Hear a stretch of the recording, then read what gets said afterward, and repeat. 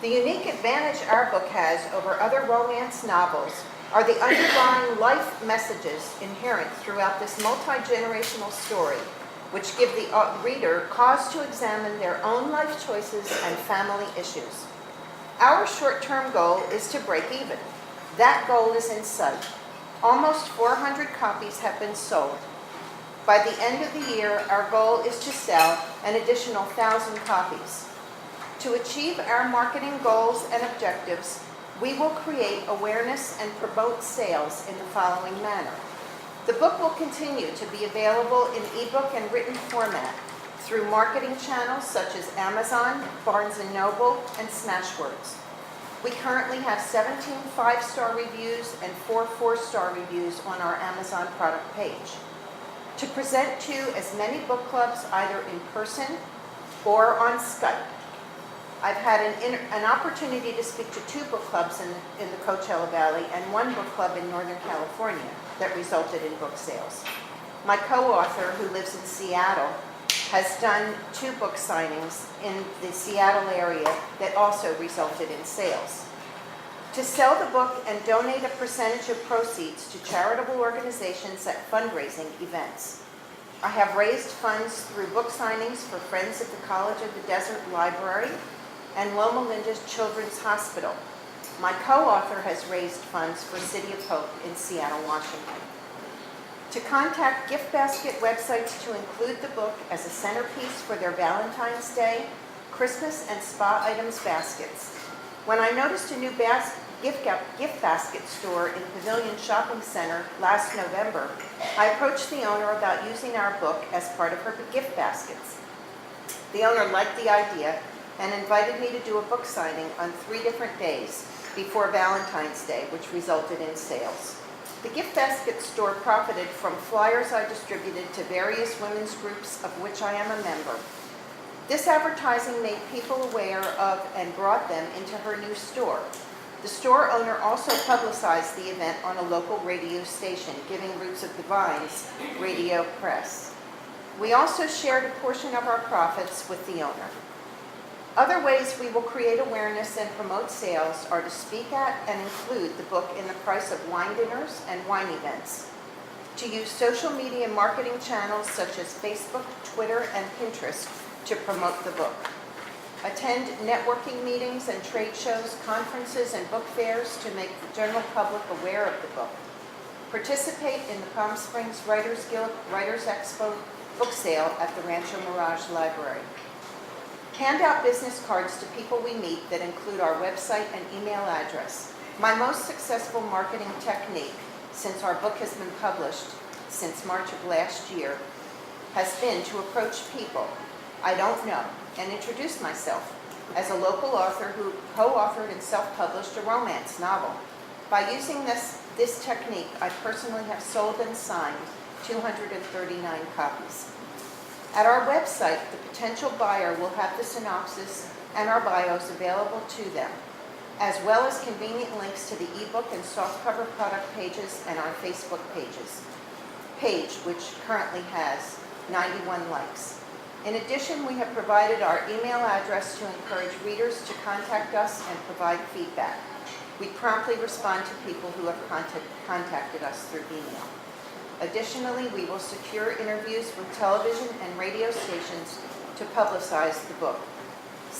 We have sent a query package to Oprah for her to consider adding our book to her recommended book list.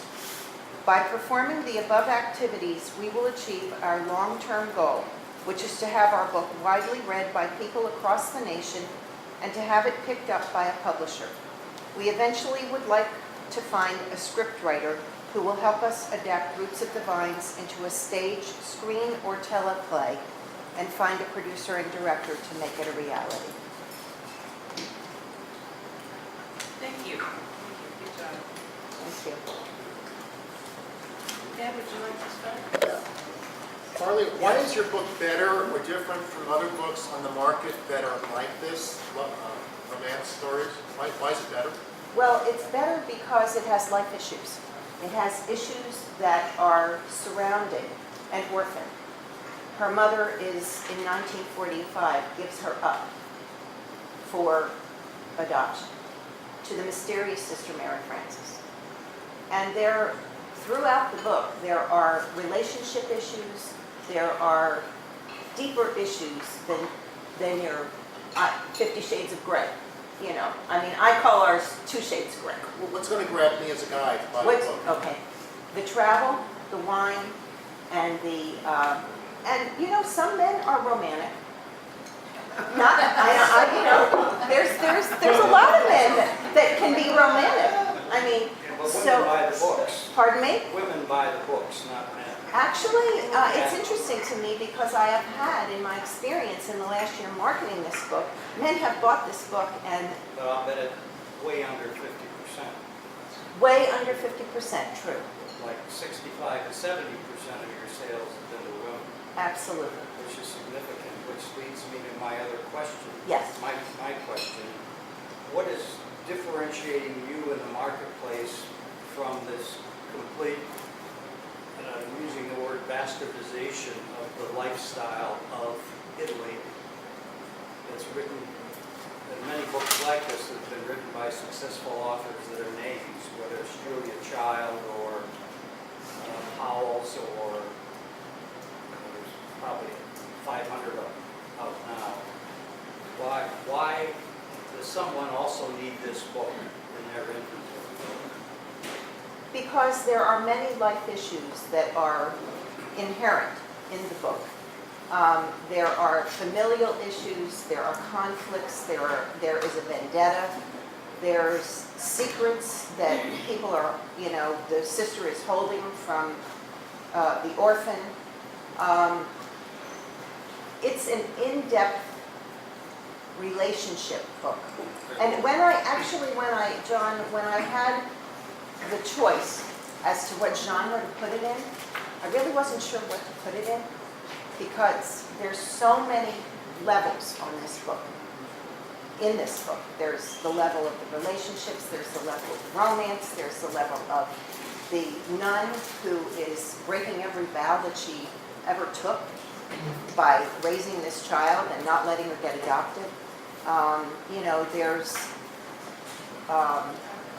travel. If you have that many things going on, how are you marketing, going to be able to continue to market the entertainment value of that myriad of things, from nuns to kids to grapes? Well, actually, what I think is a benefit for that is to be able to speak at different groups. Many groups where people congregate around particular issues. And my thinking was that since her book has several themes, like adoption, dysfunctional family, travel, that she could join those groups if they have a lot of members, and she could interact with those groups online on Facebook. And that way she would have a chance to get her book out there. But that leads to another thing. In looking at your website, it's good, very professional looking, and also your Facebook pages. I did notice that it's very heavy on advertising, and I wonder, once someone's bought your book, what would entice them to return to your sites?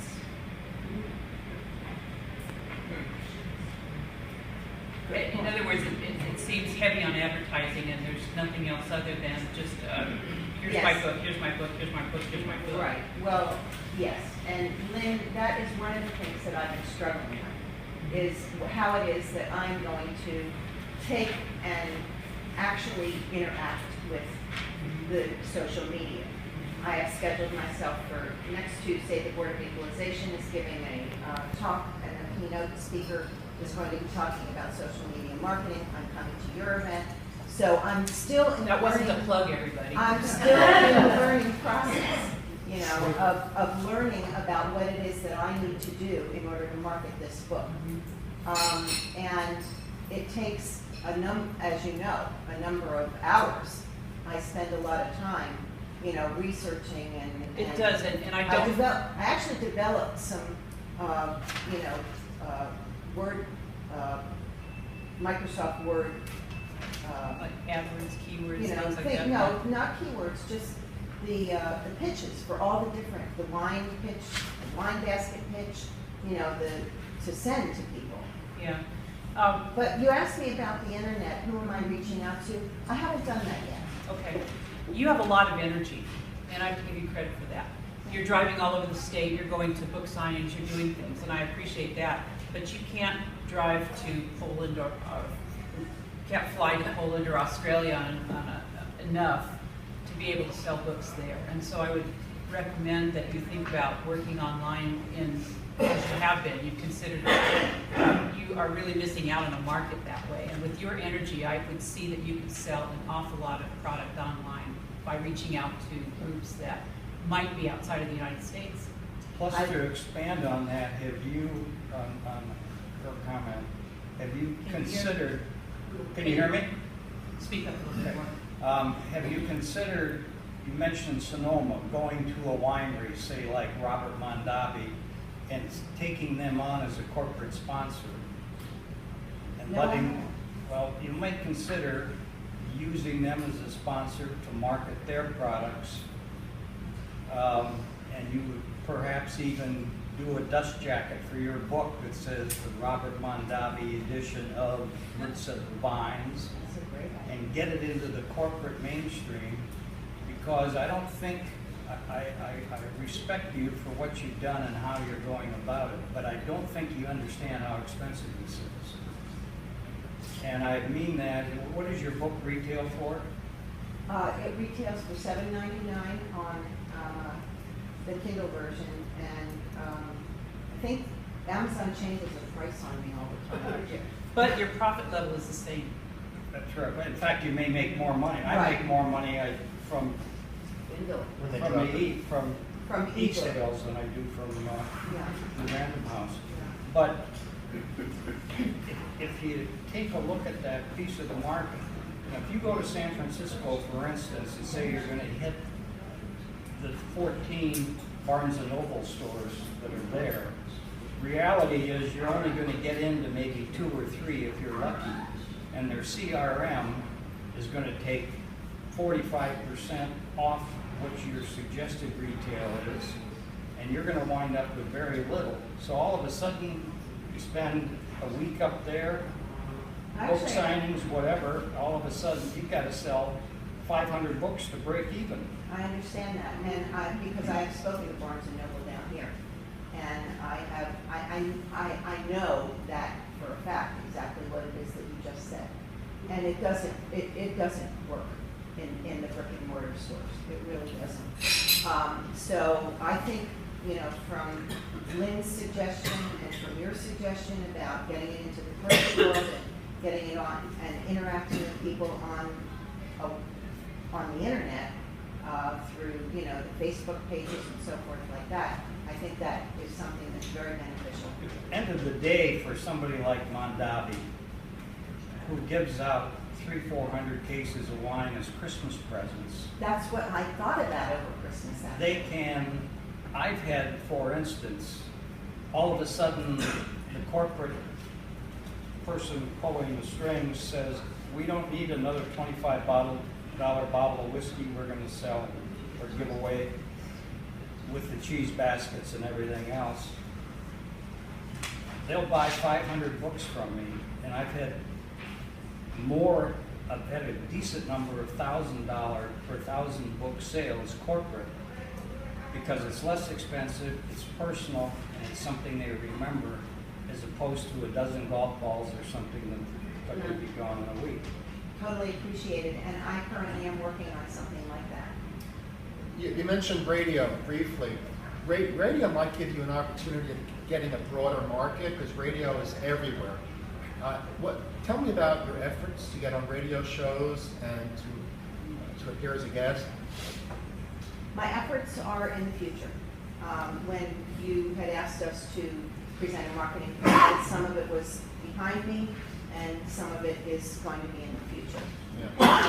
I haven't really done much of that, except for the fact that because I know Debbie Lee at her Classic Creations gift basket store, I now have a person that I can say, if I would like to have an interview with this person, would you be able to help me to get introduced to them?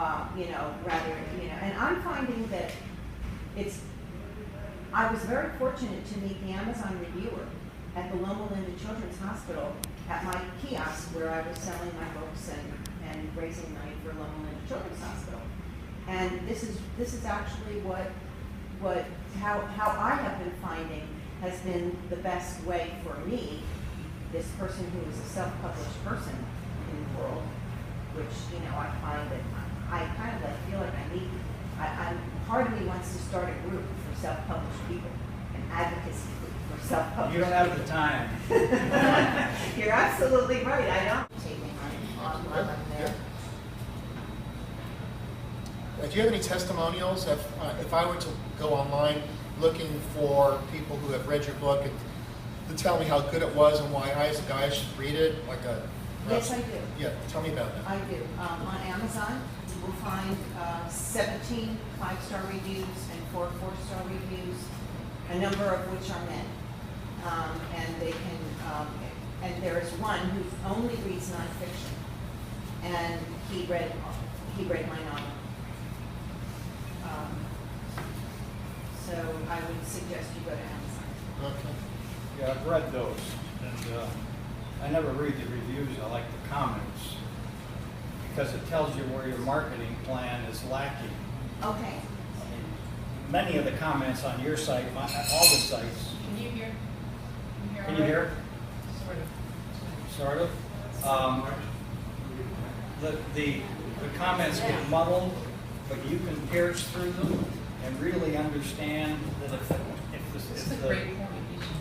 if the simple declarative sentence that you think is coming is muddled, and a comment to a review in your book, it'll tell you what your shortcomings really are.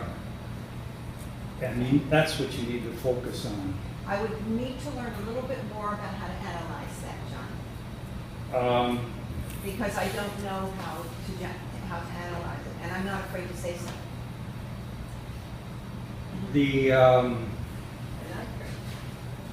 Then I think I would have a coffee before a Writers Guild meeting one day and invite 10 people and let them read everything online, give them a copy and let them pick it apart. Because you have so many things going on in your book in terms of focus. You know, it's not a wine book, it's not a self-help. There's things that always work and have legs. Wine and cooking are one, sports are another, self-help and religion. They never go out of flavor. There's other books that it'll probably come up today because there's other books that have a real finite lifespan in terms of public interest. You have a joy, you've got so much stuff going on in there that you can modify your book as you have to depending upon what's in the New York Times tomorrow morning. So I'd look at the marketing perspective from that standpoint, particularly when you're selling yourself to the media, because you only have one chance there. I'd like to say something too. I looked for you in some of the social media platforms online, and what I found was that I didn't find you on Google Plus, for example. And if you are looking on Google, if you're searching for your own name, you're sort of limited because there are some other Arlene Morgans who are more prominent than you online. One is the dean of a university, I believe. So you have a challenge to become known as the person who shows up on page 1 of the Google search results when a person's looking for Arlene Morgan. One way that you can enhance your chances of being identified online when somebody does a search for you is by having a profile on Google Plus, because they give a little advantage to people who are using their social network. And really, it's not a defined benefit. There's no real benefit to Google Plus as far as I'm concerned right now, except that it might help you have more dominance in search engine optimization. So I'd recommend just go to Google Plus and put some photos up and post a few comments or links to articles, whatever. You'll see it. It's intuitive. You can check it out. Thank you. You mentioned the possibility of going to a traditional publisher. Can you tell us about your efforts to find an agent to get you there? And do you have a book proposal? Not currently. I was of the opinion, and this is a perhaps a naive novice opinion, but I was of the opinion that, marketing my book would have to be the focus of what I was doing right now. And I don't think our book has sold enough copies for a publisher to be interested in our book. Now, you mentioned the number, 1,000 books. A publisher is going to want to hear a number more like 100,000 or 200,000. I understand. What is it that's going to get your book to a level of 200,000 versus 1,000? Learning from you guys today. Can I just say? If you can sell 200,000 copies of your book, It's true. If you- There's a lot that I don't know, and I'm not afraid to say that. I have to disagree with Ed. If you can sell 200,000 copies of your own book, you don't need anybody, okay? You keep the profits for yourself. That's right.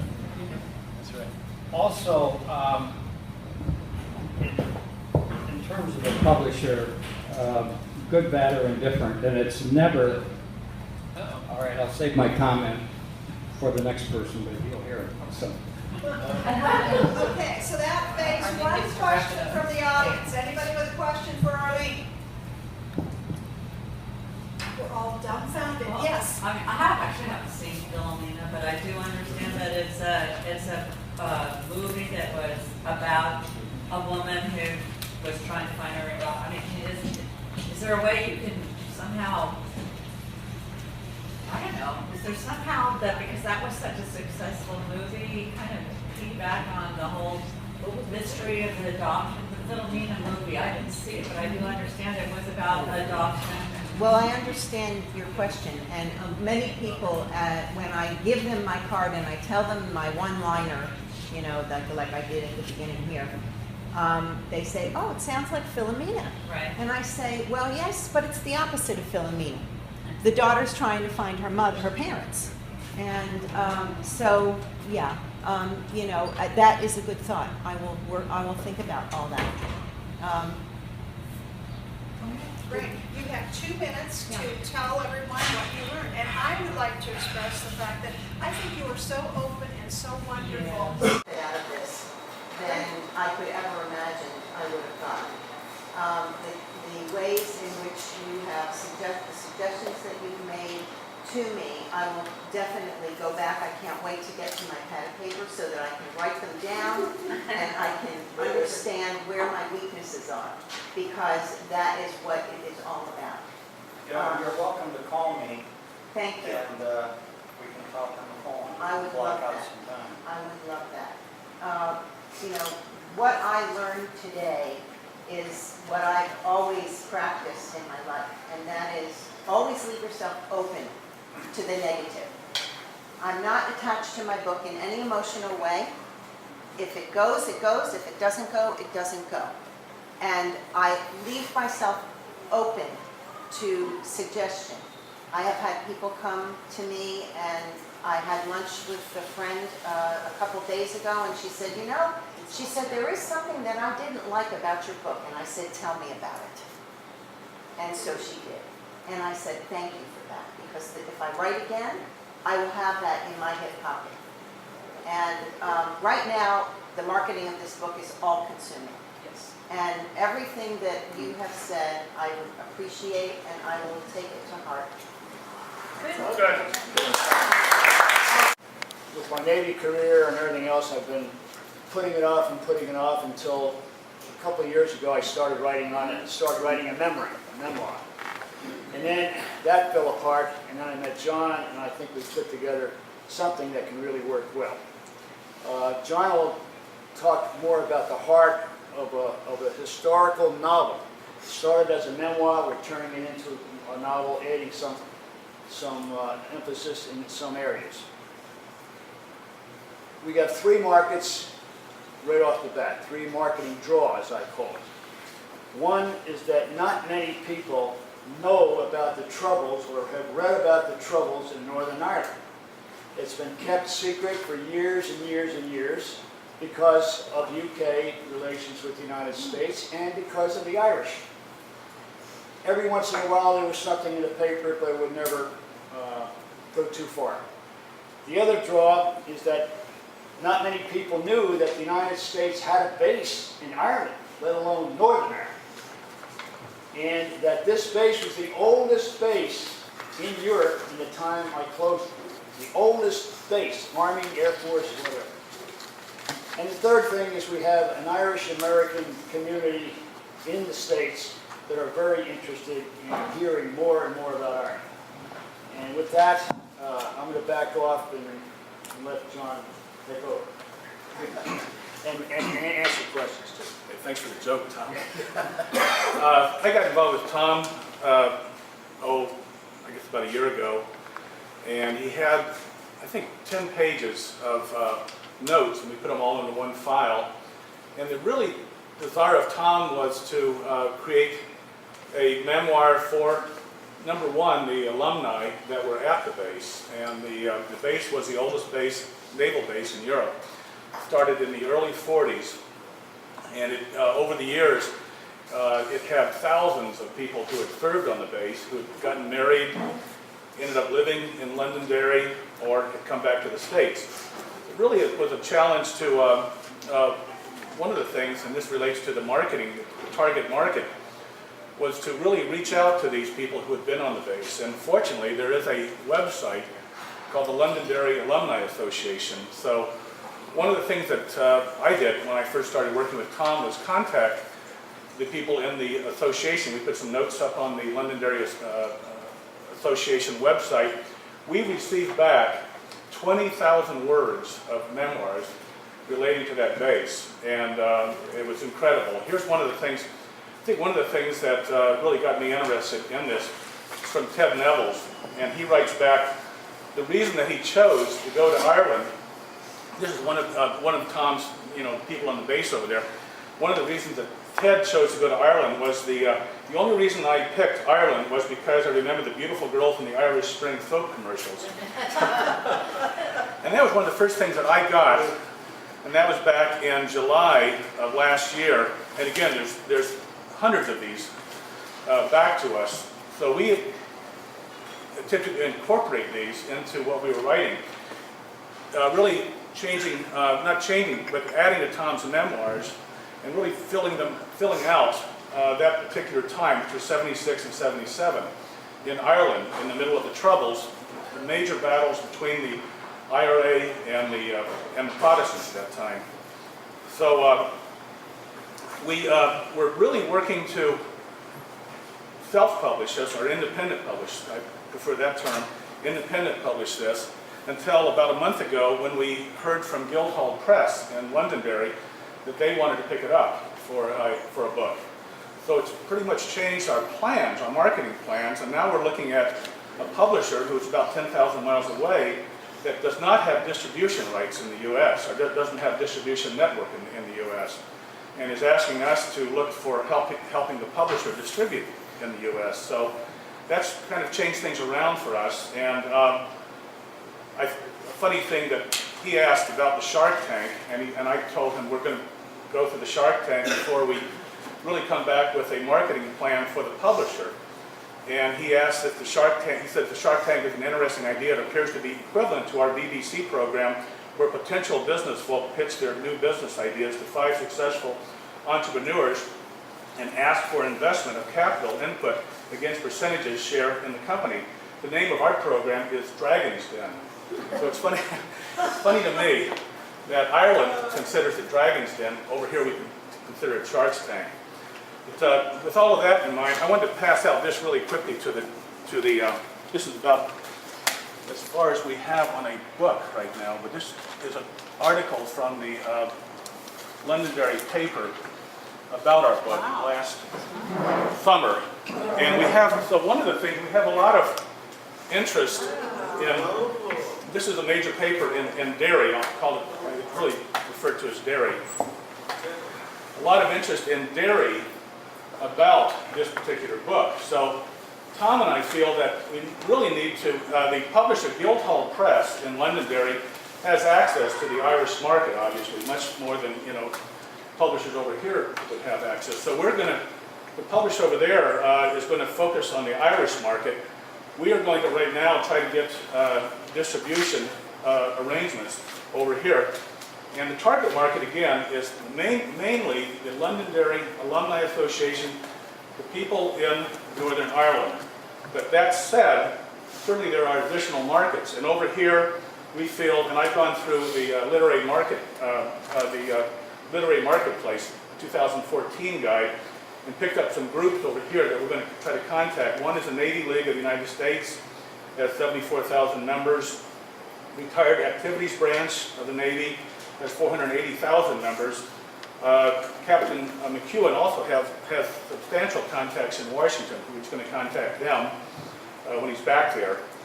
And some veterans memorial organizations. There's the American Legion magazine with 2,500,000 members. We're going to contact them. The VFW magazine with 1,500,000 members. Okay. And the Irish American groups also. So that, in addition, we'll be working for distributors, and we're going to look for Baker and Taylor, Ingram, and we're going to look at consortium book distributors for our distributors over here in the U.S. So that basically is what we're going to do. Go ahead. Questions? Your book smacks me as being something that you could serialize in all the national publications that the various military organizations have. And that's a nice little fee income. It's a good little annuity for you. I also know something, and I'll give you my experience. Random House is my publisher. The imprint is a British imprint. So I understand the issue of a U.S. distributor, and that's a death knell. Very, very difficult, because they will not spend any money over here, and they're not going to give you the money for promotion and let you rest on the laurels of the publisher that's come to you. So be very careful with that. And it's nice to say, yeah, you do have a mainstream publisher, but that's all you've got. But you can say it with all honesty, which is huge.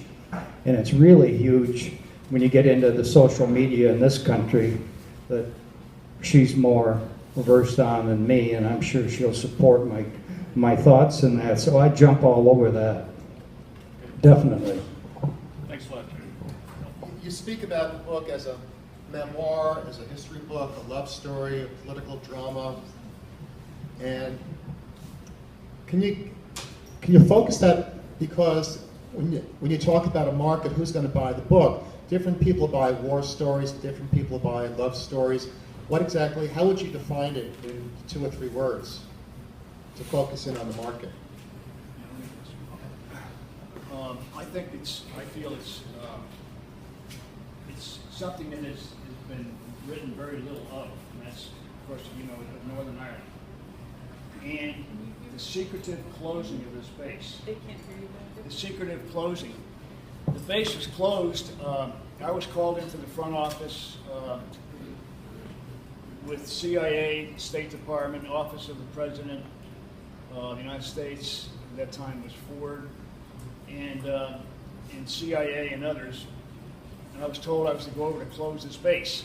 And the first thing I said to them all was that I'm an Irish Catholic. And I'm going to the north, and my ancestors will turn over in their graves to think I'm going into Protestant territory. And they said, that's one of the reasons we're sending you. But anyway, the secretive part that I had to carry all the time I was there was that we were going to turn the base and the property, gymnasiums and great fields and housing, over to the British Army, who no one had wanted any more British Army over there, especially the Provisional IRA. So I was getting constant threats from the Provisional IRA that if I turned the base over to the Army, they're going to blow the whole place up and they're going to injure my family. My family was threatened constantly. So that's the intrigue in the story. And I think that the military will be, we've got good contacts for the military with the Navy League and Naval Reserve and so forth, but it's not really a military fight them out story, where you're shooting people on the trees. This is a story of intrigue, of love, because of the troubles I've had with my wife during that period, she wanted me to get out of the Navy immediately, she wanted to leave. And because I'd gotten that to her right after I had command of the ship, I was in the Pentagon and I got called in and right out to Ireland. And so there's a lot of intrigue, there's a lot of troubles, there's a lot of terrorism. If I were to go into a bookstore, would I find similar books on this topic? Are you going to be the very first, or are there 7 or 8 books that Well, there has been a couple of 3 books written about the troubles from the Irish point of view, but not many have ever talked about the United States having a base in Ireland or Northern Ireland. The answer is yes. There's not many. We will be unique in that area. Now, we're writing an epilogue in the book about how Londonderry is today, what's going on in Northern Ireland today. If you watch ESPN, you'll see them advertising Northern Ireland to come and visit and start a business. So in our epilogue, we're going to show how Londonderry is so wonderful today. We're going to show dance halls, we're going to show people having fun, tourism, and pictures. So the city's going to help us with that. And our publisher estimates that he can get out 20,000 copies. That's what he estimates right now. That's in Scotland, because we closed the base there and went into Scotland with Thurso, and UK, of course the British are interested, and whether they want to hang on to Northern Ireland or not, that's another story. But UK and, of course, Ireland, Republic, and Northern Ireland. Okay, I have a question. I'm sorry to interrupt, but I want to make sure that we get through your presentation in time. Is the book written yet? Is it done? Yeah.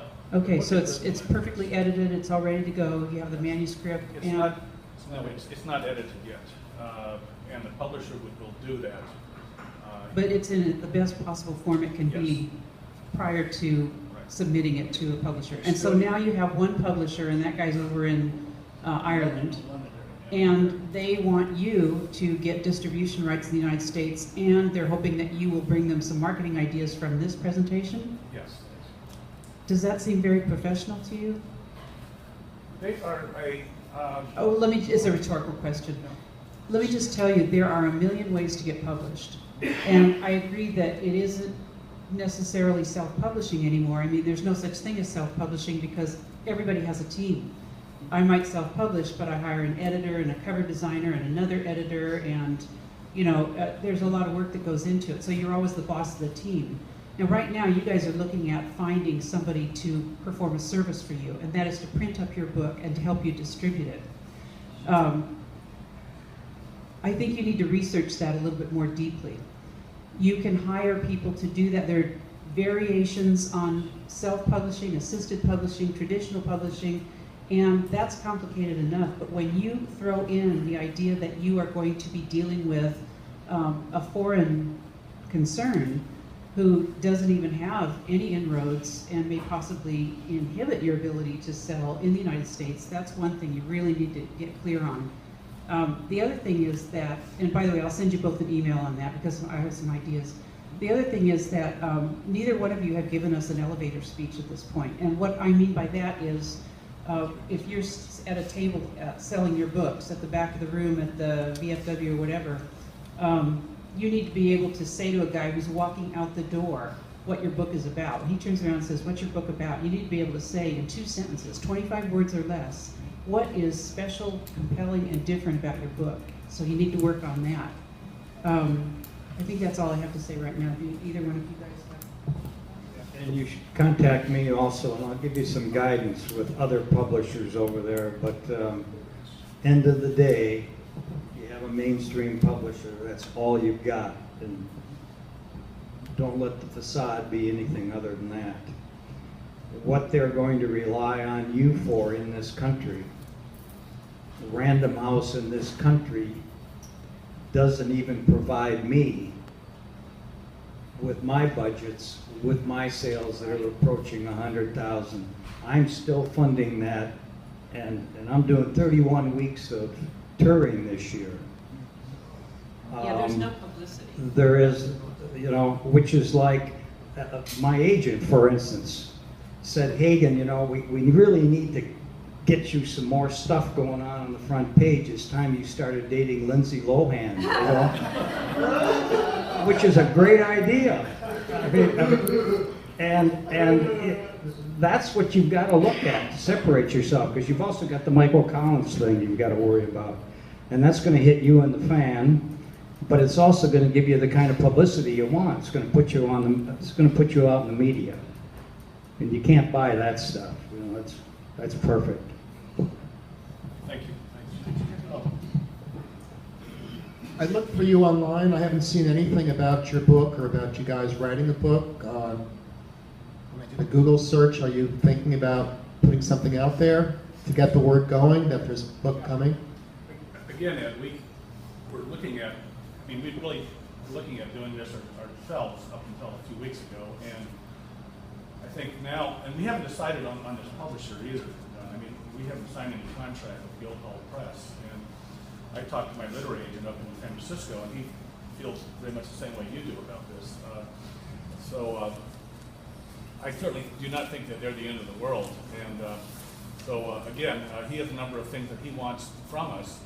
And again, it would be a contract, and Tom and I have not signed a contract with Guildhall. So you're pursuing other possibilities in the U.S.? Yes, absolutely. Yeah, I, for instance, get on the phone Monday morning and call IPG in Chicago, which is independent publishers that, generally speaking, represents all the mainstream publishers whose imprints in Europe are responsible in this country for getting the book out. And that's going to be another rude awakening. But they'll give you the guidance if they'll even deal with this group. Yeah, absolutely. And there's another group similar to them in Minneapolis whose name escapes me also that does a... Well, I joined Independent Publishers Association a week ago, and they've been very helpful in giving me some distributors, and they gave me that name also. I've heard of that, so thank you very much for that. I'll give you the name of the person. Thank you very much. Appreciate it. To answer Ed's question earlier, though, and to answer Lynn's question, I think we do not have an elevator speech. And you asked if it's a book about love, being on a base. There's a number of things going on. I don't think Tom and I have really defined that yet, and I think that is a problem on really getting an elevator speech on this one. Because who your market is how you define the book. Somebody who's going to buy a love story is not the same person who's going to buy a political thriller. And if that's an unclear message, then nobody buys it. Absolutely. Yeah. Absolutely. I just have to say that I went crazy trying to develop an elevator speech for myself, for my book. And I swore the next book I write, I'm going to start with the elevator speech. And I'm going to expand it into 2 paragraphs, and then 2 pages, and then a full synopsis, and then, and only then, am I going to write the stinking book, because otherwise it's too hard to try and refine your book down into a compelling little speech.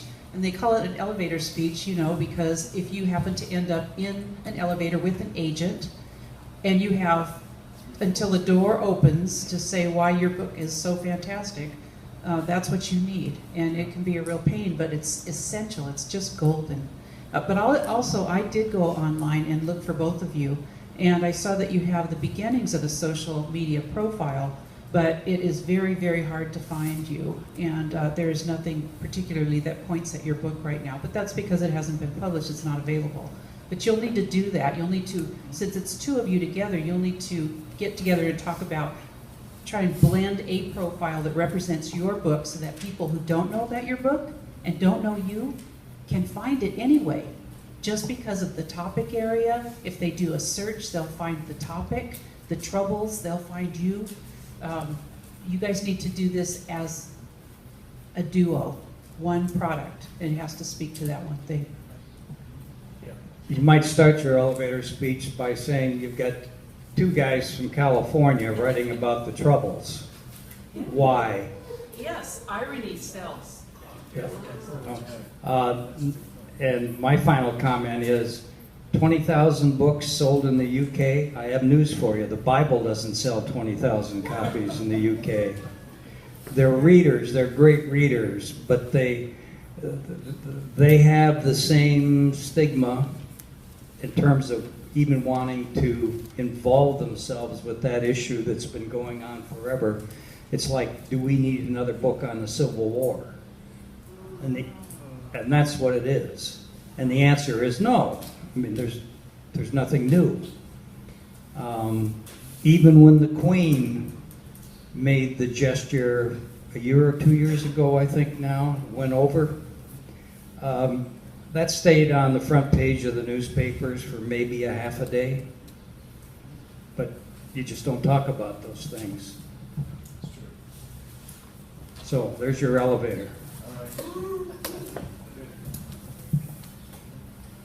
So I think that bottom line, you guys need to be able to describe your book more succinctly. And I also think that you need to spend some time figuring out how you're going to publish it. And I don't really believe that there is a stigma associated with the various forms of non-traditional publishing. I won't call it self-publishing because there is no such thing. And the profit margin is greater, so there's that. You have a lot of energy as far as where you're going to market it. Those groups will have interest for you. So I congratulate you on that. But I think you need a lot of work in the front end of it before you're ready to do the back end, the marketing of it. Do you have an author platform? What was that? Do you have an author platform? Author platform. A website, a blog? No, that's we don't have yet, and that's what. We just talking about that, we're going to do that, yes. My thought is if you had started an author platform that's promoting your book, saying that it's going to be coming out, you start a blog, you're going to, and start promoting that, you might start grabbing people who have been at the base, and you can start generating that interest. People coming to the website, anticipating your book coming, you're going to start getting followers, and word of mouth will spread in that. And then getting a blog going, getting communication going with your readers will really possibly generate a lot of them. Yeah, I just got an email yesterday, I didn't tell you, from a gal that was on the base when I was there.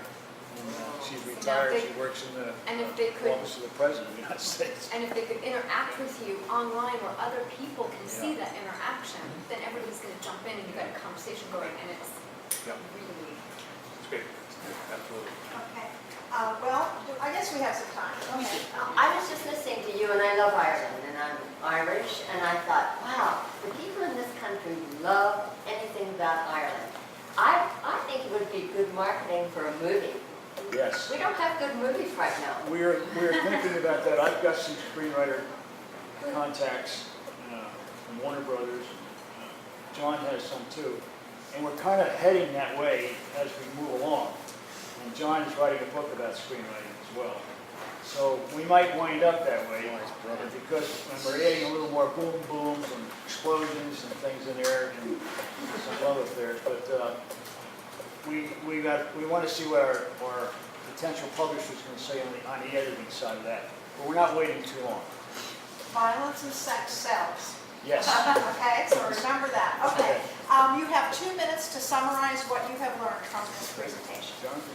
I think the major thing, as Len mentioned, we have to do more work on the front end of our book, and we could, rather than focus on marketing right now, we really have to define some of the things, our target market, and we have to get an elevator speech, quote unquote, down and able to really talk about what we're doing, define it. It is a number of things to us right now, but we have to define it so that we really, before we get into marketing, it's always the defining the target market before we get into our marketing plan. So I do definitely think that the front end is one of the major things that I've learned from what Ed and Lynn mentioned, what John mentioned.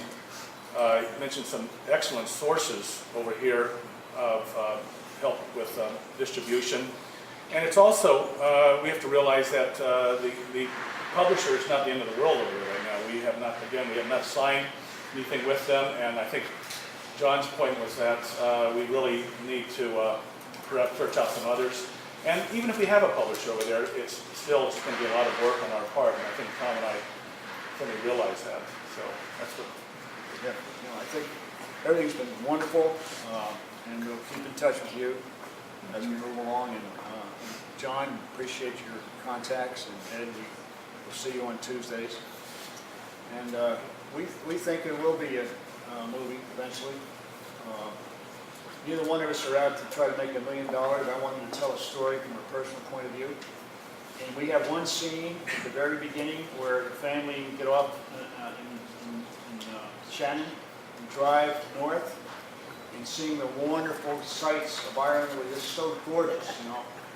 And we get into the checkpoint going into Northern Ireland, it completely changed.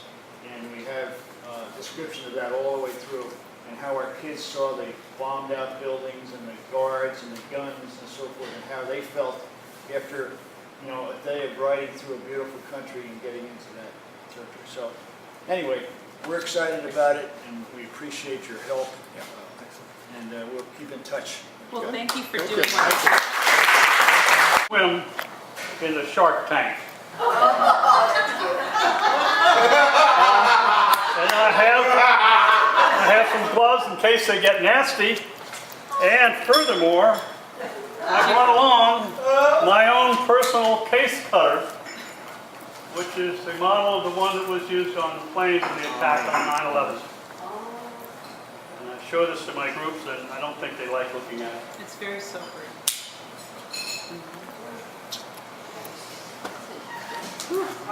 Okay, my name is Bert Upson. I'm a survivor of the World Trade Center terrorist attack on 9/11. I was in the South Tower on the 78th floor, about to give a lecture, believe it or not, on how to invent your future and reinvent yourself. Lecture never got off the ground.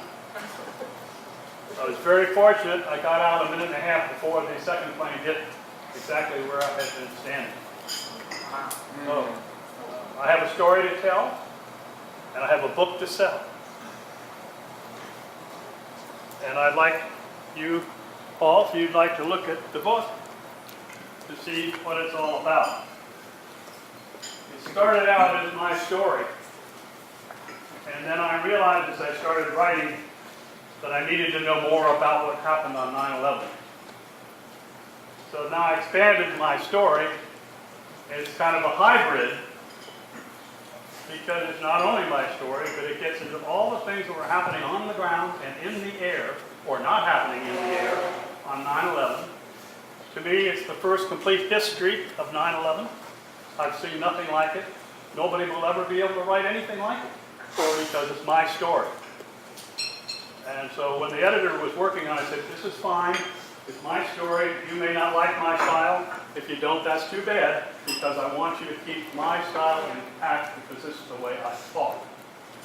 Well, apparently I talk well enough so somebody wants to not hear me anymore and they want to read about it. I have a lot of thanks offered people in this room. Janet Aston, who is my spiritual advisor, and also wrote the prayer that I asked her to write for this book. Jim McFarland doesn't know it. He's my mentor. He doesn't like a lot of credit. He's a very humble man. And Jean Denning, who is not with us at the moment. She's an ICU unit in the hospital. She was my editor. And she was my slave master and my inspiration. Now, to get on with the story of how I marketed this book. I decided to market it personally. So what I do is I get a list of prospective buyers and prospective organizations who would like me to come in and talk. I have a 20-minute talk, a 40-minute talk. I have a PowerPoint presentation.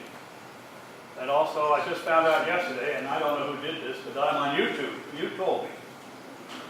YouTube. So now I've got a movie. And we're going to lay a soundtrack under it, and we're going to make a movie, but we don't know what to do with the movie. So we'll just wait on that for a while. Well, my whole thing is personal contact, cold calling, which I love to do. All I have to say when I call a prospective group of people is the little story I started with you folks. My name's Bert Upson. I'm a survivor of 9/11. Just got out in time a minute and a half before the plane hit the second tower and I have a story to tell, and then I shut up. And the next thing I hear is, when can you come? So I'm not in sales. It's really weird to me. I'm not in sales. People are coming to me. Now, I would like to be able to expand that universe to a much broader base. So next week, I'm going to Hollywood to talk to a few film producers. And I just heard somebody say, if you want to make a film, what you do at night is you visualize your story in a movie. And that's really good advice, because that's the way I've lived all my adult life, is visualizing the end result. So now I go around to various groups and I find that the military is a primary target, because this has to do with military history. I find that women's clubs are a big target. Women seem to buy more of this book than men. This book has universal appeal, and it is endless in time. So, one of the things I hope to accomplish today is walk out of here with an elevator story, but a very clear positioning story about what this book is all about and what the reason why you should read it. So far, I haven't had to do that. I designed the cover. I haven't sold many books. I think I'm up to 866. Yesterday, 2 days ago, I did a presentation at the Rancho Mirage Library, which was always my goal. 265 people showed up. Huge. I think I sold 15 books. Disappointment. But so what? That's 15 more than I'd sold before. I looked into getting a publisher, and they keep telling me at Barnes & Noble, and they also told me at Costco, where I wanted to distribute it, that they don't take self-published books, and they don't take books that were published by Create Space. That doesn't mean I couldn't get in there and somehow encourage them to take it. However, it seems to me that the bookstores take most of the profit. And I need that profit right now in the first year to break even. I just broke even yesterday. Congratulations. Congratulations. After a year and a half. And that includes my $500 projector. So, I love the personal approach. I have divided California into 6 segments. I have the Central Coast, North Bay, East Bay, South Bay, San Diego, and I threw in Delray, Florida, because I was going there on the result of a trip through the Panama Canal. Thought, well, while I'm there, I'll take some books. I could take them on the boat for free. I'll take some books and set up the Yale Club and the Vero Beach Yacht Club and sold 50 books, and I thought that was pretty good. But now hearing what's going on in here, and that's peanuts. That's peanuts. So, year 1 is to get established, get experience, determine the markers. Year 2 is to broaden the base. Year 2 would begin next year. This year, for the rest of the year, I have 28 engagements signed up, and I have 1 signed up for next 9/11. And this 9/11, I'm going to be in Newport, Rhode Island, with the Naval War College. And that's one of my goals, is to get this book into the Navy, the Army, and the Air Force. And I've got a couple of more ideas here today. Thank you very much. So that's where I am. And if you look at the book, ladies and gentlemen, Yes, I think you've seen it. I've seen the cover. You've seen the cover. This is crammed with information, not just about my escape, which is enough. It could have been a great short story.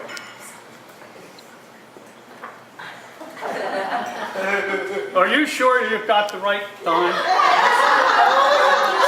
Now, I don't tell that up front, because I don't have to. I just tell them I'm a survivor. So there is a story of survivorship in here, a story of determination, a story of courage, a story of compassion. There are a lot of stories interwoven in here, but they're not stated specifically. They're things that people take out of it. People who come to my presentations and read the book tell me that it's as though they were there. So they are part of American history, a very important part.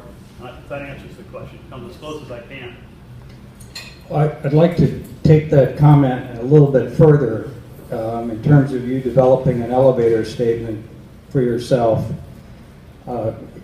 You've done some very interesting things that I'm a bit surprised that you've been able to accomplish in a year and a half without a lot of direction, if I may say that. But at the end of the day, you are going to be compared to the Daniel Pearl story, if you remember that. Daniel Pearl was a Wall Street Journal reporter who was murdered by Al-Qaeda, and a film was made on it. Now, you've got 32 learned people sitting out here that have already forgotten about that. You have a story that's personal, that everybody has been touched by through their own life, and now you're going into another arena that is going to be very difficult, in my opinion, for you to make an impact on the general public. For instance, today you ought not be here, you ought to be on every radio station in the country talking about the plane that's missing in Southeast Asia. That's number one. Number two, you ought to be relating this to the words of 9/11, and my book happened to have been based on a story that happened the day before 9/11, which impacted me in a different way. But you've got a situation now where all of the vocabulary and all the adjectives in 9/11 don't mean anything anymore. That's past tense. Today, it's cyber terrorism. And you have not mentioned that word, and which tells me we need to find a way to help you to bring you up into the genre of the hell that's going on in the world today. Okay. Your credential is because you were a survivor. That has nothing to do with the story today, in my opinion. But maybe we can figure out a way to help you with that. That's good. That's good. Thank you. Thank you. You mentioned the video, and I Googled you online, and I found you right away, and I found a 45-minute video. So it's out there, and you should know that. But for most people, 45 minutes is a lifetime. Have you thought about putting together a video that's 2 or 3 minutes for the Yes. typical person? Yes, yes, and playing some music under it, or some kind of a soundtrack. And to let them know how to buy your book, because you have to have that, Yeah. that tie-in to, I'm an author and I wrote a book. Right. Well, I didn't even know this was coming on YouTube. It was done through a friend of mine in Florida who has somebody working for him because he makes DVDs, and he asked him to come in and film me at a meeting I was in, and all of a sudden he made a gift of it to me. He paid the guy, and they put it on YouTube. I didn't know it was there until a few days ago. So yeah, you're right. I've got to do something with that. Because that's one of our goals as authors, that when people are looking for a topic, they can type in a few words and you come up as an author with a way to buy the book. And that's a great way to market the book, get the word out that you have this topic. Sure. What have you done to focus in on the New York City market? Because people there are living 9/11 much more than we are, because they were there. Many of them have friends or family that live on Wall Street. How do you target that market? Well, I haven't been able to. I've been in touch with the museum. They have had so many requests and so many people volunteering and offering artifacts and books that they said we would be interested in taking you on, but we just can't handle it right now. So, this 9/11, I'm going up to Newport, Rhode Island, which is part of the East Coast, and have an engagement with the Navy War College, with the libraries and the New York Yacht Club. So I'll be at least close to the East Coast. And it'll be interesting to me to see what the reaction is there compared to the reaction in California. I don't think you have the joy, because of the topical nature of this, of waiting until next, whenever you're going. 9/11. 9/11. Yeah. I think you need to get your face out there and your voice out and your personality out there and your passion immediately by whatever device you can. And you do have that passion and personality that's unique. And because at the end of the day, they're not buying the book, they're buying you. And that means being in person and listening to Ed's comments, and certainly what I'm sure the lady sitting next to me is going to have some very strong opinions on a few things which I will let to. Maiden name, please. Thank you. Kuswa. Thank you. Bert, I wanted to reiterate something that John pointed out, because I wanted to say this myself.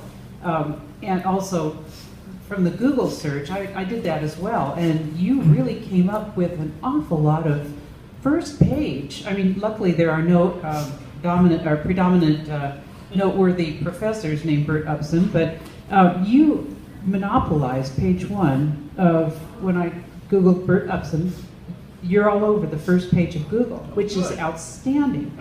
The problem is it's a missed opportunity, because the reason you're out there is because you have signed up for a bunch of social networks that you don't use very much. And so when John says that you should be somewhere else today talking about the plane that went down, a Malaysian plane, I agree with him, and I would also take advantage of every 9/11, every Pearl Harbor Day, every President's Day, every day that you can draw in some sense of national pride, etc. And that would be your excuse for posting something inspirational or compelling on some of these social media sites that you're on. And another thing that I wanted to say is that you probably have a digital camera. You can take pictures of that event that you're going to be at on 9/11, as well as any other events, and you can upload them to your Facebook page. You can make short videos just by doing this. You just get a tripod and you put your digital camera on it, you put it on video, and you go sit in a chair and talk to yourself. And it works. I do that a lot. You can upload it onto YouTube. I do that too. But I think you're missing some great opportunities. You already have some huge real estate on Google. Now you need to make more use of it. And you've already identified some groups that you seek out in the real world. Just double your reach by reaching out to those groups online. In fact, Jim McFarland has said that he's had luck with reaching out to groups on LinkedIn, of all things. I would have thought that was primarily a business networking site, but no, it isn't. LinkedIn is becoming much more social. So I have more to say, but I'll let Ed have a shot at you now. Oh, sorry, let me finish Lynn's comment, if I may. End of the day for you, with your passion, and you're the first person today that's brought up the $, which is something I'm going to harp on this morning before we finish. But end of the day, you're going to make your money giving speeches. You are going to hope that your expenses are covered by the sale of books, but don't count on it. But next month, you ought to be doing $1,000 a day or $1,000 for a 20-minute speech, and forget about the 40s and the 60s, as Ed said. These are lunchtime chats. Priests call them homilies, but that's what you're giving, and that's where you're going to make your money. Would you say up on the book sales, or if we're asking for a fee to speak? A fee to speak. And I will talk to you and also about the ability to go to a group at noon and have the host group guarantee sales on top of that for you. And if you can do that, for instance, in my case, I'm giving a speech tonight in Pebble Beach. 125 people. The sponsoring group has bought 125 books, which I have already annotated personally with my Random House seal, signed, dated, etc., that are in their rooms at the lodge when they get there. And I acknowledge it happens to be a bank. I acknowledge the bank, welcome to Pebble Beach and have a good time. I'm talking through dinner, and I pick up another fee on top of the retail sales of the books to the sponsoring entity, and that's what you ought to be looking at. Thank you. I'd like to. I get $150 from some of them. You know, covers the gasoline. No, it doesn't. Yeah. Bert, I'm looking at the title of the book, An Eyewitness Account. I have spoken to so many people who have said, I wonder what I would have done had I been in the tower, had I been in your situation. Yeah. I would have used something, a survival's tale, or something to show that you were there, that you were, this doesn't tell me that. Good idea. Because so many people would pay a lot of money to hear about what you were thinking when you heard that first explosion, and your inclination, it shows up on the video, was to get the hell out of there, because some people were being told to stay where they were. Many people in your building were told, it's not our building, you don't have to leave. What did you say, a tale of survival? Or Survival's tale, Yeah. or something along those lines. And I think Yeah. that would make such a big difference in somebody looking at the cover and saying very nice, and looking at the cover and I gotta buy that book, because this could happen to anybody. The message is, this could happen to you. I think that might make a big difference. Thank you. I looked at your card and your website is not on it.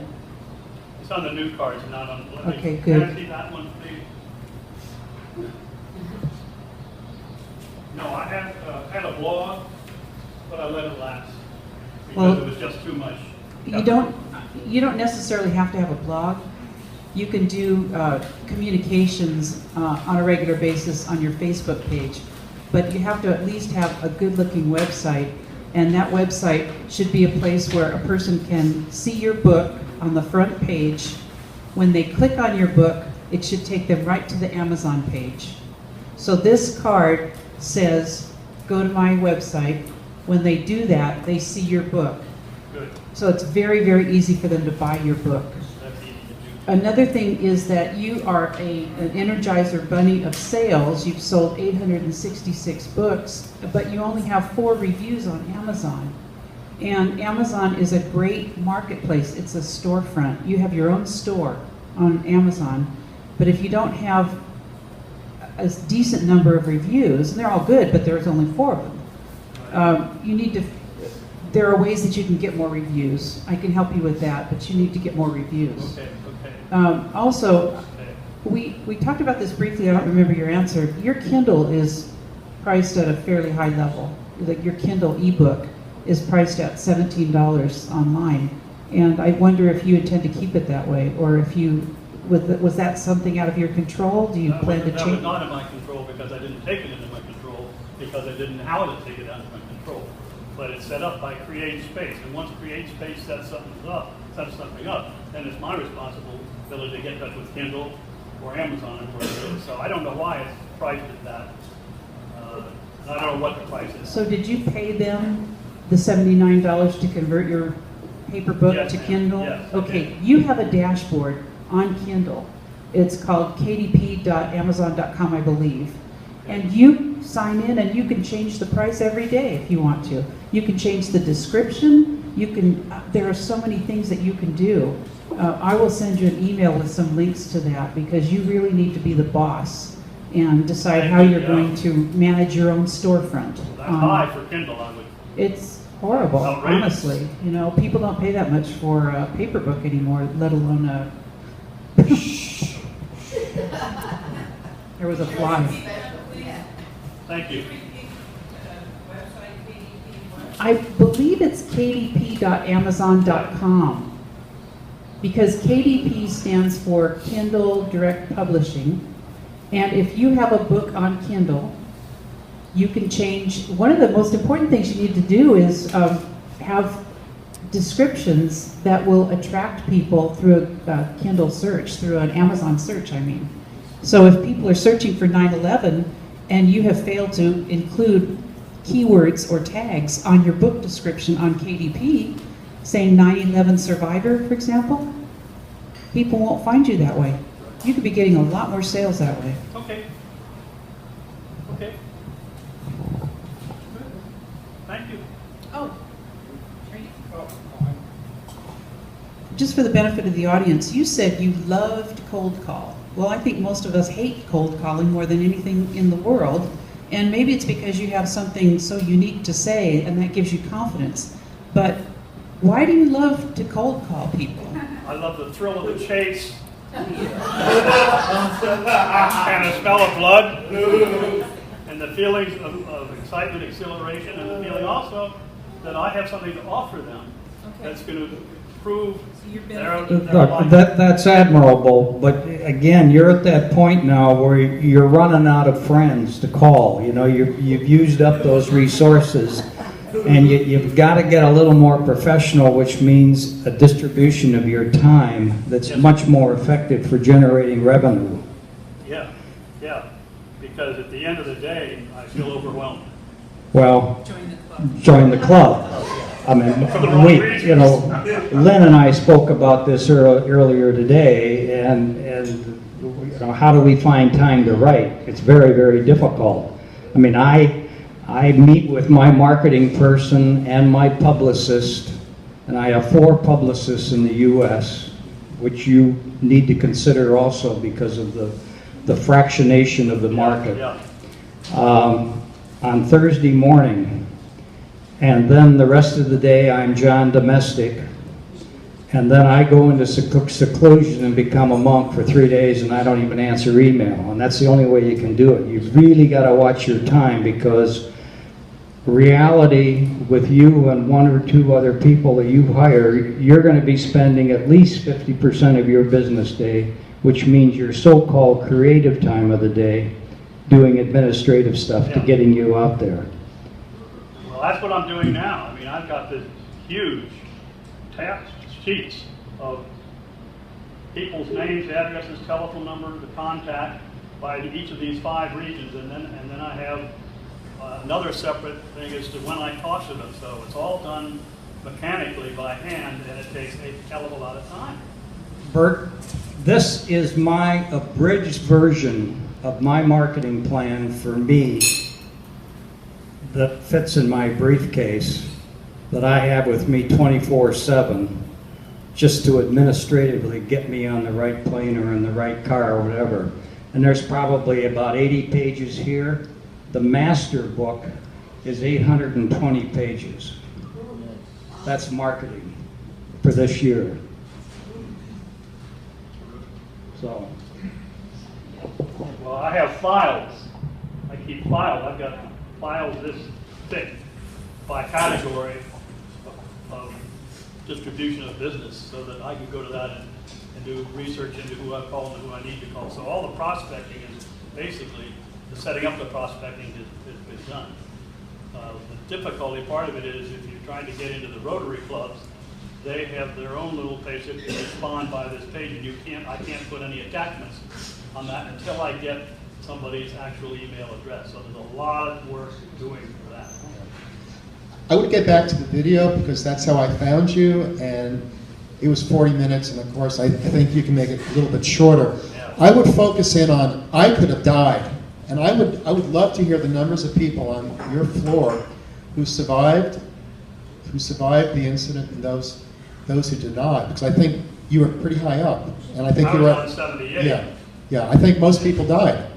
Anybody who remained died. And there were a lot of them who flocked to 78 to get on the express elevator, and they died. They died at the elevators. Or people died on the elevators. They were getting there after the plane hit. Yeah. You were lucky to get out because many of those elevators never made it all the way down. It was when the power stopped. Wars, part of which are my objective of never forgetting 9/11. And then I have to ask myself, why don't I want them to forget 9/11? And this is where some of this is helping me figure out why they should want to read the book. One of the goals that I have, my wife is not necessarily with this, is that I think that 9/11 should be a national holiday. It should be recognized as a special event, just like Pearl Harbor, and just like D-Day. special event. Now, and then I go in under that event. And what's happened is that I have become probably one of the world's leading experts on what happened on 9/11, what should have happened that didn't happen, and why, and how the system that we have and the protocols of the defense of this country were based on Cold War protocols, and therefore that's how we got into trouble. You know, how did all these experts in Washington, for instance, know there was going to be an attack? And how did Donald Rumsfeld say at his staff meeting that morning that there would be some big, tall buildings that would be attacked in this country very soon, that day, an hour before his Pentagon fit? So there are a lot of other things tangential to this that I could get into and probably should. And I love the idea, because people asked me yesterday, what do I think about the loss of the Indonesian plane? And that's, I know what I think, but it's pure speculation for everybody.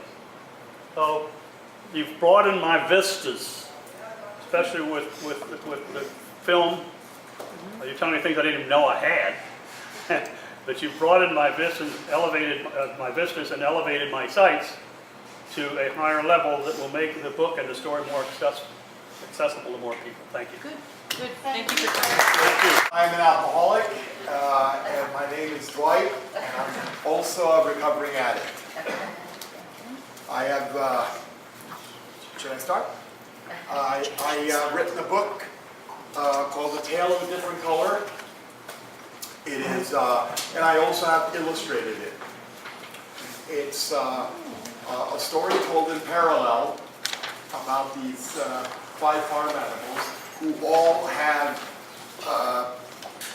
character defects that coincidentally I have, according to my ex-wife. And I wanted to write something that, you know, they say you should write something about you know about. And having been a heroin addict for 28 years, I qualify. I have been clean and sober coming up on 16 years. And I love getting applause for something I shouldn't have done in the first place. And I shouldn't have said that last thing, I lost my grip. I wanted to take advantage of the little talent I have and have been given to write a story to young people. The story is very much written in between the lines. It's only 33 pages, 3,500 words, but it's a story told in the sense that every sentence is told in between the lines, and it's all told in rhythm and rhyme, with actually 37 song titles hidden in the text. I don't tell you where they are to make it more interesting. The book is, the illustrations are very childlike and great cartoon material. And each of the characters' conflicts are resolved by their shortcomings become their strengths. And to me that was very important, because I wanted to write something that the conflicts were not decided on sex or violence. And it was, so in writing this this story, it's excuse me, a little nervous. In writing this story, I have tried to tell about the mistakes you know, that I've made in my life, and tried to give some good advice not to go the same way. Have you thought about going to a drug company? No, sir. I have my experience as an author was really nil, and but I've been told that, you know, I tell a good story. So and I had the good opportunity of my friend Jim McFarland, who introduced me to my co-author, and where I got the groundwork. I am trying to tell a story of spiritual principles, into a story, but my background is commercial art, that I grew up in Norway, but I wound up homeless on the streets of Palm Springs for 5 years, and so very few people are kind to the homeless, and so there was a particular restaurant in Palm Springs called Bit of Country. It's off of Indian Avenue, where the owner of the restaurant would feed me in the morning, and I didn't consider myself a criminal. I was more like a hippie with a heroin habit, and that was my excuse. Well, I did a mural that looks kind of like this. There's 5 farm animals going down the Yellow Brick Road, but I call it the Golden Road of Opportunity, not to get sued by Disney. And from there came the story of, because each of the characters have their own distinguished personality. The pig is called P.U. Pig because of the way he smells, and he knows very little about a lot. And the horse has more brawn than brains, and according to my ex-wife, that's me. So yeah, so I would like, for this book, I have 3 more stories in this series from their travel back to America and so on, and the 2 next stories are much more expanded. So and it could be a board game and toys and whatnot. So I would like to add to that your market might also be those people who have dependency issues. Have you been to the Betty Ford Clinic? Yes, I've been, but when you go speak at Betty Ford, it's attraction rather than promotion. So you have to be careful when you have. But there are many clinics product. there are many other clinics like that in Southern California. You might want to. And the other thing would be the school districts, because you have a message for young people that they shouldn't take the path that you did, and I think they would love a book like this. Have you contacted any of those folks? Yeah, yes, I have actually. I'm a yearly participant for Narcotics Anonymous to go into kids, troubled kids, in school at the Coachella Valley High School, and we have we do a 6-hour stint there 2 times a year. But I also would be very interested in going in and speaking to the kids. How long has the book been on the market? It's been 14 months. 14 months, and how are sales? I've sold a few hundred books. Books. And what is your goal? What my goal is? Yeah. Well, because I've only sold a few hundred books, I've been digging ditches up at the ranch recovery home, to make ends meet. And I'm very grateful at my age, I'm 60, that I'm able to do that. And I've been very blessed with getting to redo my life, so to speak, through recovery. I have gotten a redo. I lost my son to this disease, and today I have 2 wonderful grandchildren that I get to do all the things that I didn't get to do for him because of my addiction. Dwight, when you say that this is for a certain age group, I'm not real sure who exactly you feel is your target audience, and I don't think it's really geared towards younger people. You said, it is high school and above, I think, is probably young adult through ... everybody. Yes, we have a children's version that has not been, but that we good. have printed. Okay. And the audience seems to be more, female because the drawing's very cute. Yeah. And from 15 and up. Okay. Yeah, this is not a book for little kids, but for a young adult and up, definitely, and I'm glad you're thinking of doing a little kid version.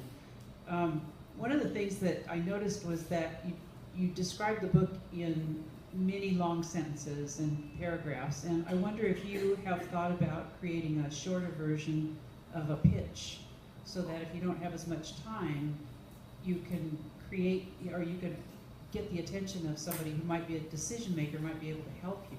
You know, serendipity, you know, luck happens, and it shines on the well-prepared. So, you know, you're a former addict. These are, would you call them spiritual musings or introspective, inspirational musings? Yes. Think about some way to create a short elevator pitch, as we talked about with the other authors. Because you are a survivor of that, and I think that gives you extreme authority in this. I think the artwork is gripping, and I'm sure there are a lot of different layers of meaning within the book. But nobody's going to read the book or buy the book unless you can sell it with your words to people with a short attention span. Other than that, you've done a good job of thinking about some of the markets. I don't think this book would translate to an ebook at all, because the beauty of it is the art. It's like a coffee table book in one way. It would no more convert to a Kindle device, I don't think. But it may. You might think about possibly creating a version that's not so illustration dependent, because you don't have a Kindle book right now, and many people might find just solace in your words. If they could just buy a Kindle book. For example, do you know that if your market is limited to the United States, because if anybody wants to buy your book from Amazon who lives in, for example, Australia, it's prohibitively expensive, so they tend to only buy ebooks. So therefore, you have cut yourself out of a particular part of the market. And this is an art book, but it's also a book that contains thoughts and ruminations and inspiration and everything else. But you might think about making a version that's more just words. Smaller illustrations, fewer.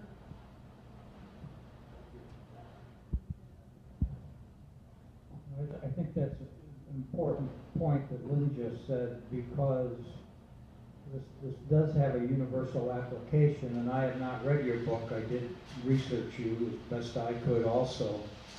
But in your introductory remarks, you said more things that were compelling about you as a survivor of not 9/11, but more horrors, if you will, because you're still alive.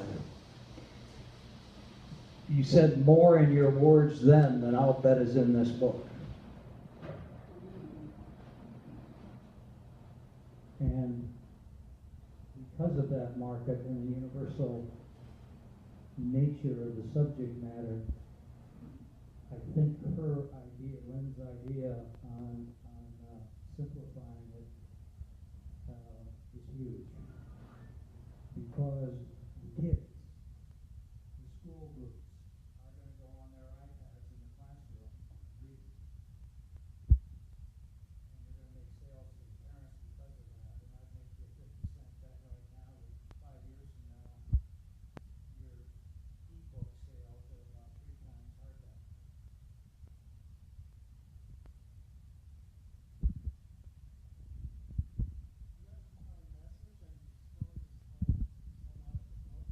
Thought about writing more books or short stories that come to this and poured out in the marketplace, that you are here, and as a sidetrack, they might want to buy this book in addition.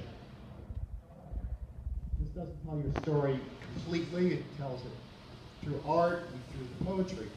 But have you thought about doing something else in addition? Well, yes, but I thought like one of my gimmicks would be that it, would be all in rhyme. And because I wanted, I was thinking, I wanted the book to be, different, that because there's nothing really, anything out there. I feel it has that underground comic book from the 60s, except it has an anti-drug message instead of, the other way around. Peter Max.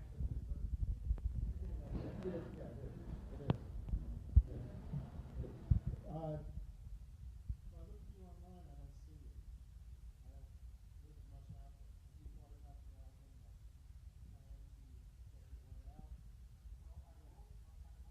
the word out?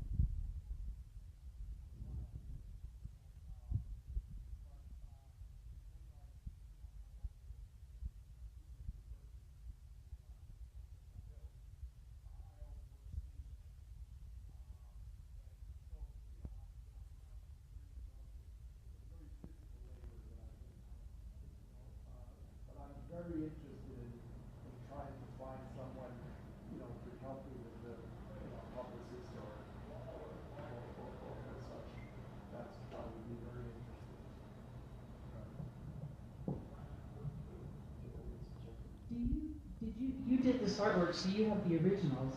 Yes. Is there any reason, I didn't see them on your blog, did I? The photos, I mean the pictures, the illustrations themselves? No, but on Facebook I have, I do birthday cards for people in recovery, and I have a few hundred birthday cards that I've done on there, and pictures from the book. I didn't want to put all of them because I wanted them to buy the book instead. Yeah. Well, you're a very visual person, and I don't normally recommend Pinterest as a way of attracting attention to our books, but in your case, I think I might. And what you might do, since you don't have much time, and social media really can take up a lot of time, but I went looking for you too, and it was very hard to find you, and I found Alwyn Canning also listed. Is she actually going to help you promote the book, or is it mostly going to be you? Well, it's my project. It's just that, So it's pretty much on you to do it. Okay, good. That's kind of good because then there's only one person that we're going to be looking for as opposed to looking for her too. What I would really recommend is that you pick one thing. If it's going to be your blog, fine. But I think you're on Blogger, which is really skinny visually. Your website didn't seem to be visually that broad or open, or it doesn't seem like it'd be a good place for photos that much. But if you're going to use your website, use either that or use Pinterest. Create a profile on Pinterest and post all of these illustrations there and have every single one of them. You could put a link to your book on Facebook, on Amazon. So if a person goes and looks at these beautiful pictures, and maybe with a little bit of verse or something that you can include, they click on the photo, it's going to show a link right to Amazon. They can buy the book immediately. You need to at least have one place that's like a megaphone to direct traffic to your buy page. And if you don't have much time, just pick one thing. And Pinterest is completely visual, and it's got tens of millions of people on it right now. Yes. Have you heard of Almond? No, and if I haven't, nobody else has either. Someone suggested that, that's why I asked. The other thing, Dwight, is that you've already got the bullet points. The cliche words, anytime I have a meeting, and most authors do in the industry, is number one is, why should I spend $20 to buy your book? Is it going to make me a better person? That's your bullet point. Absolutely. You're adding to the family, you're adding to the quality of life, you're bringing awareness. Those three things are what you are all about. Plus the passion that you've shown and the passion that you've exhibited all day, every day, because you're alive and survived it. I'd like to know how the hell you got your way out of it. It's remarkable. I mean, I know you're Norwegian, but still. And that's a real story there. So take those 3 bullet points and let that be your ladder, for instance, this afternoon, and see how succinct you can get it. And put it right on that website and start there.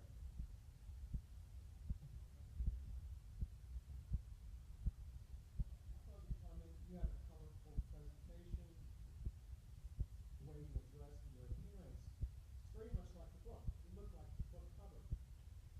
And I think you would be very compelling as a speaker, going out to community groups. And that may not sell very many books at the beginning, but I think it begins to get the word out. And I think it might take off because there are very few people who are willing to do what you have done, to expose yourself in this way. It's a very personal story. And it's not a pretty story in many respects. And I think you should try that, take that, or talk to people that how to develop a plan to get there.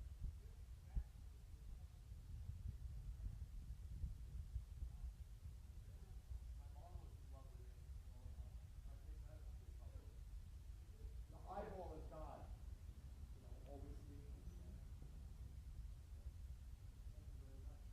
Have you thought about going to a drug company? No, sir. I have my experience as an author was really nil, and but I've been told that I tell a good story.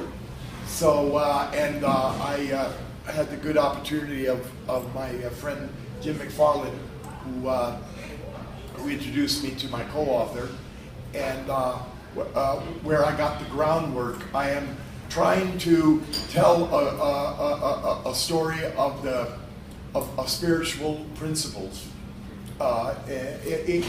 into a story, but my background is commercial art, that I grew up in Norway, but I wound up homeless on the streets of Palm Springs for 5 years, and so very few people are kind to the homeless, and so there was a particular restaurant in Palm Springs called Bit of Country. It's off of Indian Avenue, where the owner of the restaurant would feed me in the morning, and I didn't consider myself a criminal. I was more like a hippie with a heroin habit, and that was my excuse. Well, I did a mural that looks kind of like this. There's 5 farm animals going down the Yellow Brick Road, but I call it the Golden Road of Opportunity not to get sued by Disney. And from there came the story of, because each of the characters have their own distinguished personality. The pig is called P.U. Pig because of the way he smells, and he knows very little about a lot. And the horse has more brawn than brains, and according to my ex-wife, that's me. So yeah, so I would like, for this book, I have 3 more stories in this series from their travel back to America and so on, and the 2 next stories are much more expanded.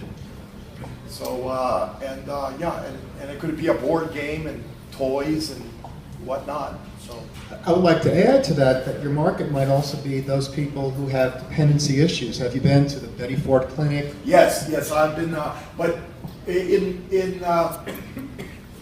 when you go speak at Betty Ford, it's attraction rather than promotion. So you have to be careful when you have. But there are many clinics product. there are many other clinics like that in Southern California. You might want to.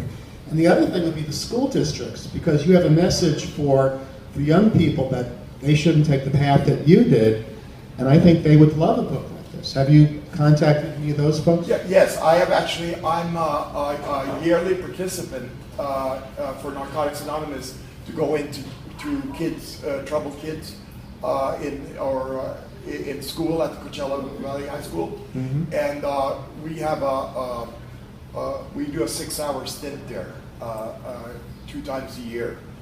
But I also would be very interested in going in and speaking to the kids. How long has the book been on the market? It's been 14 months. 14 months, and how are sales? I've sold a few hundred books. A few hundred books. And what is your goal? What my goal is? Yeah. Well,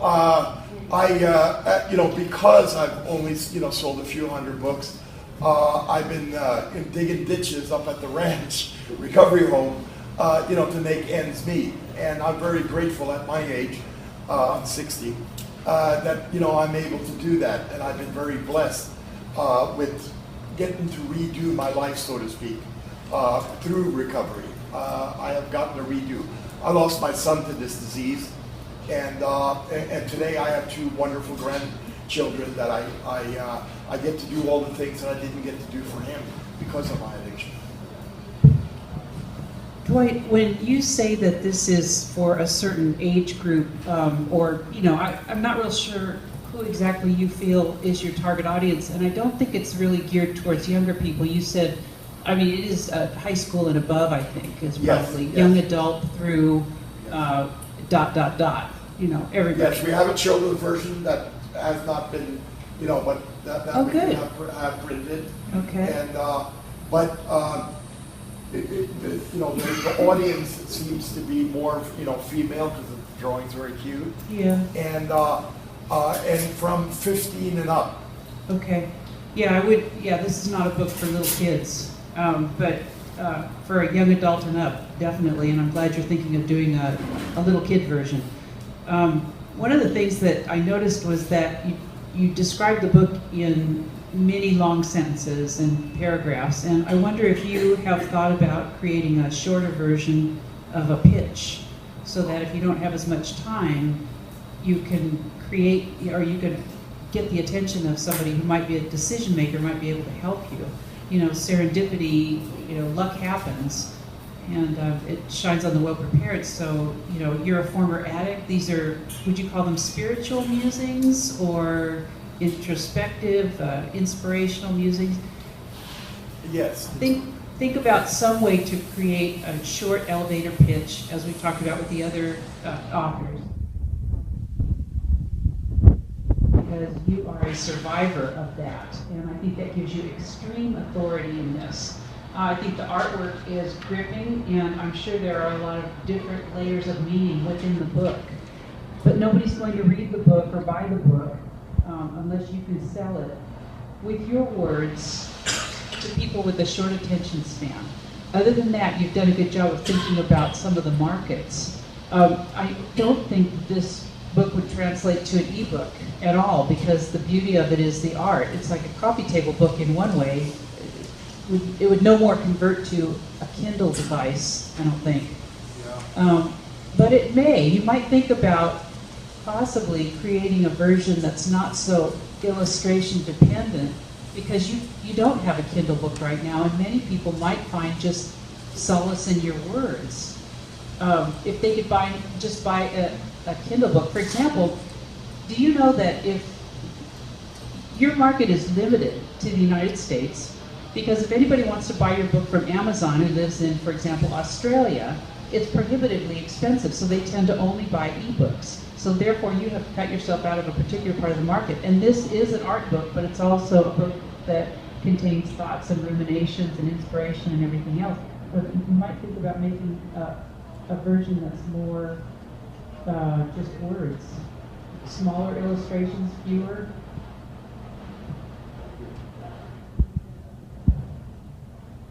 I think that's an important point that Lynn just said, because this does have a universal application, and I have not read your book. I did research you as best I could also.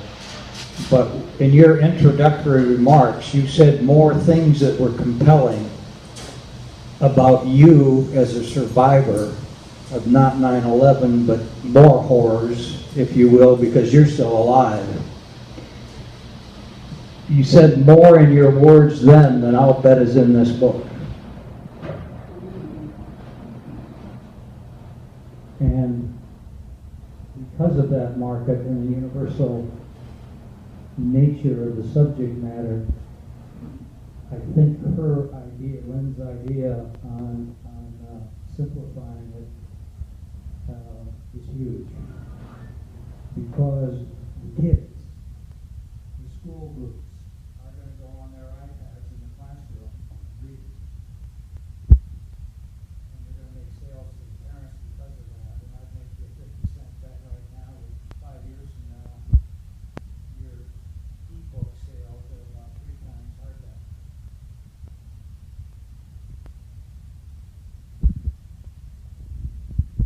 You have a compelling message, and stories told out of the book. You thought about writing your books or short stories that come to this and pour it out in the marketplace, that you are here, and as a sidetrack, they might want to buy this book in addition.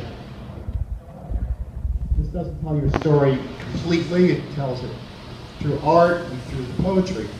But have you thought about doing something else in addition?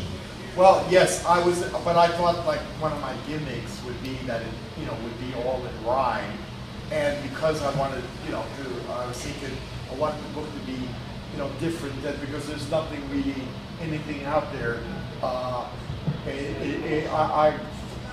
feel it has that underground comic book from the 60s, except it has an anti-drug message instead of, the other way around.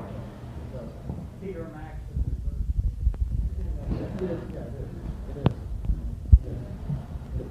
I looked at you online, and I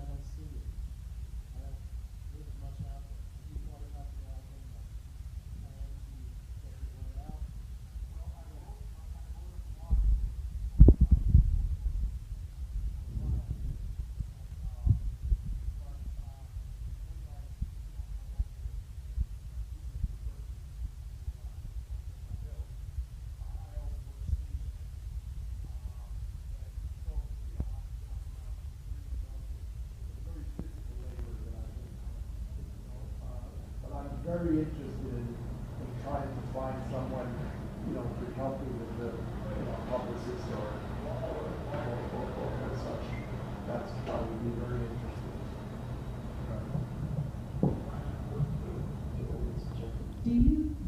You did this artwork, so you have the originals. Yes. Is there any reason, I didn't see them on your blog, did I? The photos, I mean the pictures, the illustrations themselves?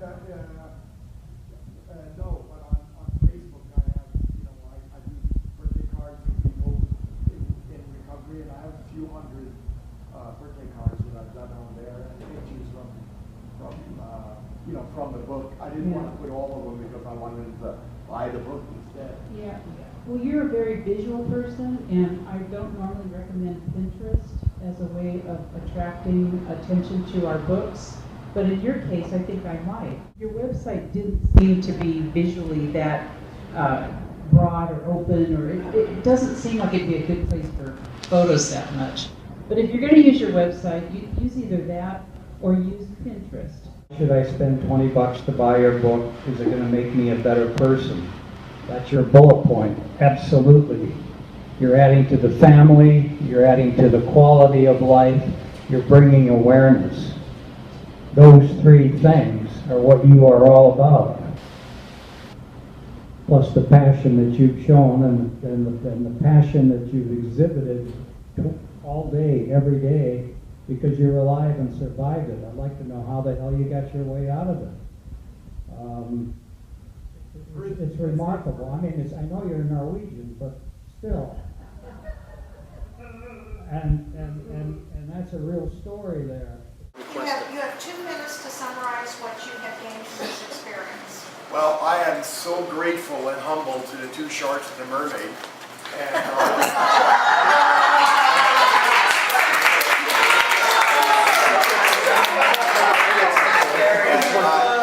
I'm so humble and grateful. Would you point out which is which?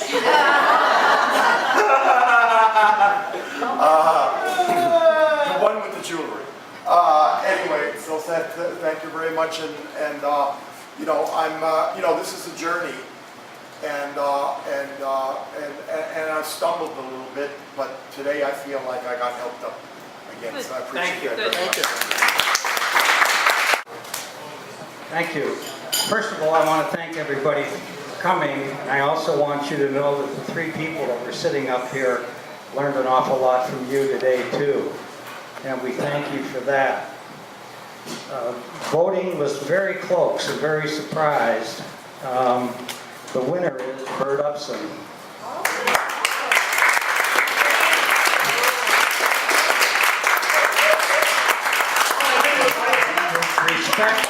Respect that we're judging today marketing. We're not judging the book, the content, the editorial aspect of it.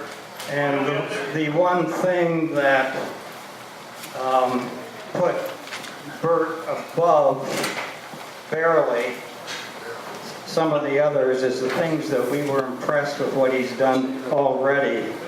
Meaning he's got the passion, he's willing to do whatever it takes to make, he's got to make this thing a success. He certainly has a speech-making strategy in hand, partially driven. Yeah, he's shut. I have news for you. What? Save your words for the press. Yes. Very good. He's also got a background which is really going to help him, and all of our backgrounds as writers, struggling writers, helps. But he, with the ad agency work and what he's done, should really propel this project to where it belongs and along the respect of, as the 3 of us spoke earlier. He's also done an awful lot on his own, whether he wants to admit it or not. And having a YouTube video, even if it was done by somebody else that doesn't know him, or he didn't know about, it certainly respects what the public is beginning to think about his project, and we applaud him for that.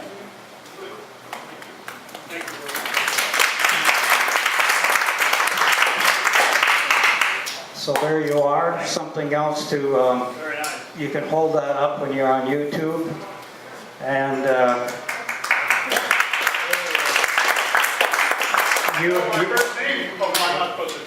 that's right. And you also have the ability to now, which ought to help you. I mean, you can certainly mention the fine organization called the Palm Springs Writer Guild, and you survived the Shark Tank.